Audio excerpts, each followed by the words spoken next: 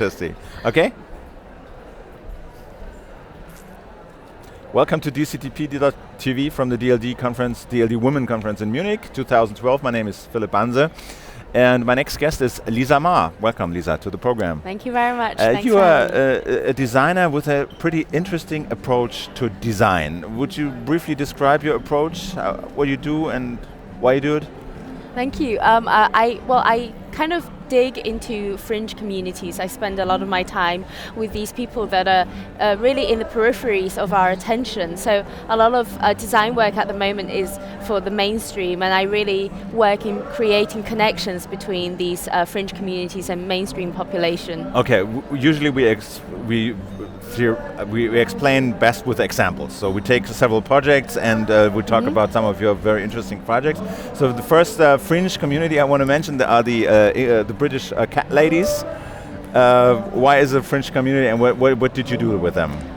Actually, from what I've heard, cat ladies is actually a world phenomenon. I've gone to Germany, China. Yeah, of course we do. We do US. our own cat ladies. Yeah, everyone's got cat ladies. So cat lady is called a lady with 5 to 50 cats. Yeah, so if you have one cat, if you want to call yourself a cat lady, that's perfectly fine. But the people I investigated had lots. And the second thing is that this specialism that they had, in that they paid so much attention to their cats, and they were really the experts of cat keeping. And that's really important in seeing these expertise from fringe groups, because they have very specific conditions that we don't as the mainstream. And what did you do with them? Why are cat ladies a group you have to look after? Right. Well, in one way, we can say that we look after them because some of them are seen to be financially marginalized. Another thing is that cat food is really expensive. The pet industry, veterinary world is really, really expensive. Another point is that I found out that there's a parasite you can catch from cats called toxoplasmosis. I don't know, have you ever heard of it? No. So that's why they sort of say if you're a pregnant lady, stay away from cats. Okay. So it's this parasite that's a single-celled parasite similar to malaria, really small, and it acts in the brain. So normally it infects brains of rats to make the rat more likely to be eaten by the cat, so it causes behavioral changes in the rat. And there were studies that it has similar effects to humans, but that these had gender differences, and in women it made women appear to be more sexually attractive, intelligent and sociable. So a parasite we can catch from cats can make women appear to be more sexy. I was like, oh my God, this is amazing. And obviously what I did was I told as many female friends as I knew, and everyone just went, okay, where can I get it? Where can I get a cat? So that brought me to the second point, that this kind of frenzy, it usually happens in the spa industry. And I thought, industry, right?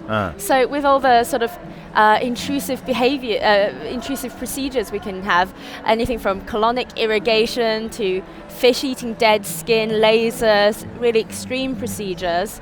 In this aspiration of appearing more sexy, maybe having a parasite from a cat isn't so far-fetched after all. So I created a company called Association of Feline Association that connects together the cat ladies and spa ladies in order to try and catch a parasite. Women with right, but in the form of an infected cat, in a therapy called feline therapy. And how does it look like? I mean, you put together women who'd like to appear more sexy and cats infected with this virus? Well, that's the thing, that not that many people know whether or not their cats are infected. And the second point is that a lot of people have this parasite already without ever knowing. So in this study, they actually went on to say that, more French women have it than British women. And they sort of try to connect it with some sort of a French appeal. Whether or not you agree with that, that's not really up to me. But the whole point of it is that, kind of like spa world, there's a lot of placebo in there. Right, and there's a film about this from a customer review point of view online. If you go on Google and type in Association of Feline Association, you'll see the experience, and it's basically a spa lady trying to catch the infection in a therapy, a bit like Avon or Amway, when you're in someone's home. And does it happen? Do you have any experiences with it? Do they get infected? Do they appear more sexy, or do you measure it and anyhow? Well, I think the important point is that what they felt from the therapy, that it was the experience of it. That there's a quote that the cat ladies, for some of the spa ladies, were creepier than the parasite itself. They wanted to experience it for the novelty of it. Also, they thought, oh, maybe it is helpful, and that they tried it out.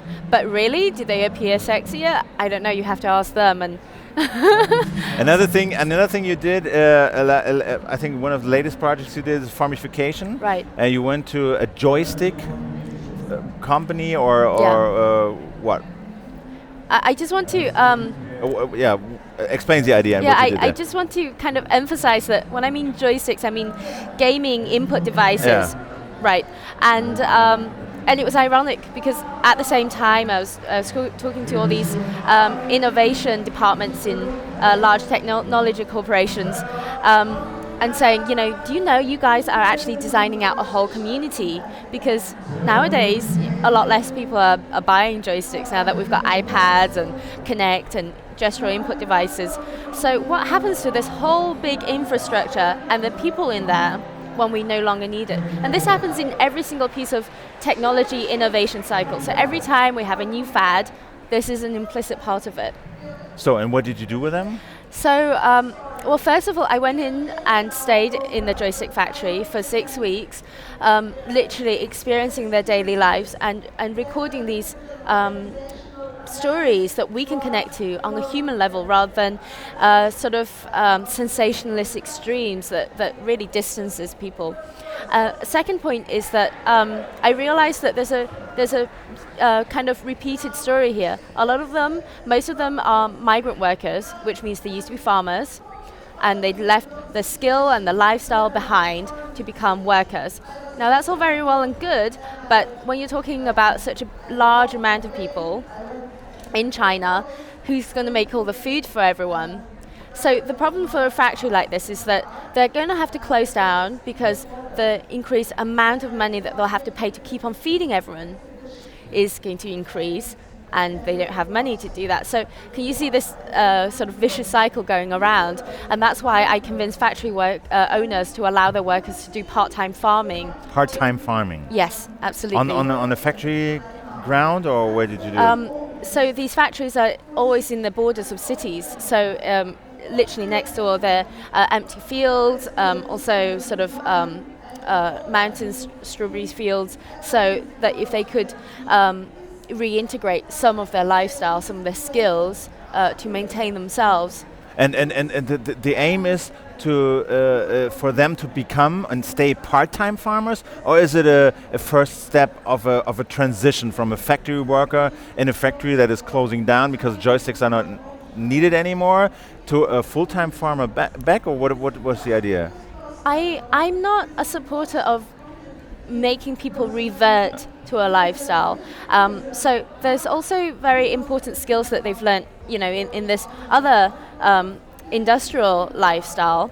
Having said that, someone's got to make the food, and ideally it would be that they could keep on both sides of their lives. But my work really isn't about giving just one answer. It's about creating further debates. I mean, you probably have some ideas as well, and other people will have ideas. And if I sort of just gave you the research, it's kind of like, oh, we have a problem. But if I can give you an example of a solution, maybe other people can think, well, if she can do it, maybe we could have other great ideas as well, and further suggestions. And what have you learned from this farmification project? Is it going on already, or is it a plan, or? We've been experimenting with it. The series called Farmification, and We've had some really interesting feedback. So first of all, a lot of these snack streets around the factories, they were really interested in actually buying the local foods and having local produces, and even sort of maybe barter economy, where if you give us the food, we'll cook for you for free.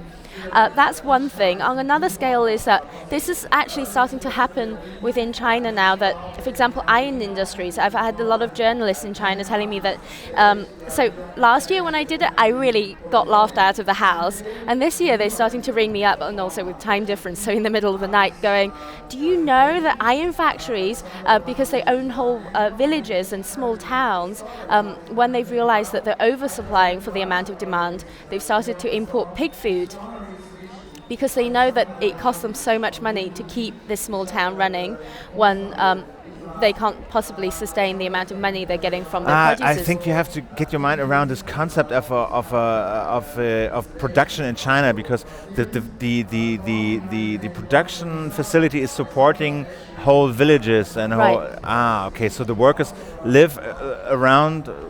They live in the factories, actually. So a factory is almost like a university campus. It's your home, it's your community, and it's your mom, dad, your chef. Okay, and this way, via farmification, those factories can become self-sustained Yeah, absolutely. companies, or hopefully. I'm hoping but that's the idea behind it. Yeah, okay. so that the community can sustain themselves, and that maybe there's more diversity. That's really important for a nation and also for individuals, that we're in an age now where everyone's sort of had different backgrounds, possibly different skills throughout their lives, and it's really important for them not to be forced into doing just one thing and rely on one infrastructure that's so complicated. If that chain breaks. Okay, and you try to facilitate all those abilities and strengths of the different people, and make use of them. Yeah. All right. And another thing, a French group is a conspiracy theorists. Conspiracy theorists. It's okay. What did you do with them? So this is another story where I bumped into a group of conspiracy theorists that call themselves Wow Men in London and Hampstead, and I realized that they although they were really passionate about their ideas, and really they were very diligent researchers. What kind of theories did they have? What were they into? So this is the interesting part, that it's actually a very wide spectrum, and as I got to learn more about conspiracy theories in general, you get sort of very deep theories about dark societies that sort of want to have these huge mega events that have tiny little implications, and then down to something very small, for example, fluoridation of our tap water. So all of these linked into one big glob. Theory, yeah. Now, if I tell you that, you'll be totally overwhelmed. You go, okay, maybe she's a little bit nuts. But then, I was thinking about this, and I thought, well, some of the research is actually really useful. So back in, the 60s with global warming, a lot of conspiracy theorists actually came up with some truths in a future time, and it's maybe important to keep this spectrum of beliefs that we have in society.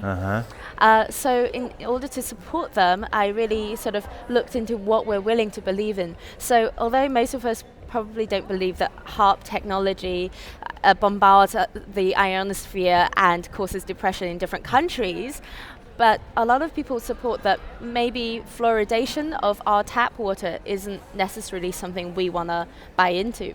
Hence why we always have these bottled water in conferences, hotels, and our homes. And I also looked into the sort of system of belief in water, filtration, we've got our tap water filtering systems, we've got bottled water, mineral water, distilled water. So I suggested to the conspiracy theorists, and we designed this thing together, where they would have a home filtration kit where they can carry around to people's homes and offer to filter your water for you. Now, it takes about 15 minutes to filter this water, and in that time you've got someone in front of your home talking about issues, talking about their theories, and that's giving them the time to exchange this idea. So it's kind of like buying time for your water. All right. And did it work? We did a series of experiments. Some of it worked. Other times, most of the times we actually realized that the general public had probably even more extreme ideas than the conspiracy theorists. Okay, so basically you said, well, okay, you might not buy how those theorists connect all the facts they find out, but some of these facts, if you take them as isolated research results, make sense, right? And you try to utilize it. Possibly. Yeah. It's not really for me to judge whether or not they're right or wrong, but I believe they should have a platform in order to have a fair exchange of this conversation. And I did it by sort of giving them a captive audience that seems socially acceptable. And then in another project, you took stranded passengers in Heathrow Airport and made and organized historical tours for them. So what's behind that idea? So at Heathrow in London, there's a sort of a big dilemma with the expansion project. So on one end, as a passenger, I want to be able to fly out. There's a lot of cases of being stranded in the airport. It's not fun. On the other side, it's going to be expanded over these amazing, historical, beautiful 12th century villages that have a lot of story, community, and emotions behind them. So the activists that are protecting these villages and protesting, getting arrested, having a very hostile relationship with the airport. And on the other side, the local villagers really support them. They love them. The activists actually provide as sort of citizens by giving free bike repair workshops, free gardening workshops. So I suggested to the activists that we get together the local historians and the local villagers to create these historical village bike tours for stranded passengers. So we're again using that wasted time that the passengers are sort of wishing away and seeing what kind of value we can give to their experience as well, and creating a community where these two very opposite groups can have one common experience or something. Absolutely. And how did that work out? It was very exciting for us. It was because it's a very organic process, and we were really worried at the beginning how, for example, a stranded passenger would react with the activists. But at the end of the day, when people have personal bonds, it's really amazing. And for a while, we still had these passengers writing suggestions to us, telling us, "Oh, you can improve it in this way after their experience." Okay, and how many passengers did you guide through the villages approximately? I actually wasn't in every single tour. No, of course not. So just to get an idea, was it tens or hundreds or thousands? It's not a lot, but in every group we try to have somewhere between, say, 5 to 10 altogether in a And you pick them up at the airport. Say, well, you seem to be stranded. You missed your flight. Your flight is cancelled. Why don't you come with us? Visit the protesters, the activists that try to. It was really interesting. We roped in a lot of different groups. There was also a church deacon that supported us. So if you work in the airport, you're probably not one or the other. You probably live in these villages at the same time. It's your job and your home. Yeah. You also have a dilemma. Another point is that a lot of the activists, they might get arrested inside an airport, and I didn't want that to happen. I didn't want to get anyone into trouble. So we actually realized that there are free shuttle buses to transport the airport workers from the villages into the airport and vice versa. So passengers could literally get on to a free shuttle bus and within 5 minutes find themselves being picked up by activists at the end of the bus stop. Nice. So give us a small hint, one of your next projects. What's on your mind? What's on your vision? I have a few. One of the things that I'm quite interested in is in the stereotypes built around, say, the meditation community. So meditation. Yeah. Okay. So things that we kind of have these like pre-notions of that that might not be helpful, or they might be really helpful in shortcutting a lot of explanation. Another thing is that I hosted a series of future of sex education workshops for the Chinese, a generation of people that haven't had their own sex education. How would they like it for their children? How do they enact, in their lives? How do they create their own fantasies when a lot of them have been educated from Western pornography? So I asked a participant and who told me that, and I quote, that that girls learn from their boyfriends and boys learn from porn. So how does this affect a generation of people, you know? So how do they have their own cultural context to fantasies and to eroticism when this is brought in from a totally different context? We hosted these workshops in love hotels in Beijing. And what did you learn? I mean, I mean, of course, if you don't have your sex education and everything you know about sex as a boy is from Western porn, and you teach that, more or less teach that to your girlfriends. Yeah. What does it make with them? What are the effects? There are a few issues. So one thing is that a lot of these people, to a certain extent, are willing to, after say a couple of years of being sexually active, they're willing to sort of express themselves until they have to reassert that back into the family system again. So a big thing is that we had a lot of same-sex groups that will, you know, that openly would say that we're willing to have our relationships, but we will have to get married to someone we're not attracted to eventually to fit into that family structure. Another point is that most people want their children to understand everything, but nobody wants to do it themselves. So they were asking for services to outsource this education experience because the Confucian sort of traditional role is that you have this distance from your children by not sharing these intimate details. So there are a lot of difficult, complex dilemmas that have yet, you know, to be worked on. All right, Lisa. Thank you very much. Thank very you. interesting projects. Thanks very much. Wish you all the best. Thank you. Thanks for coming.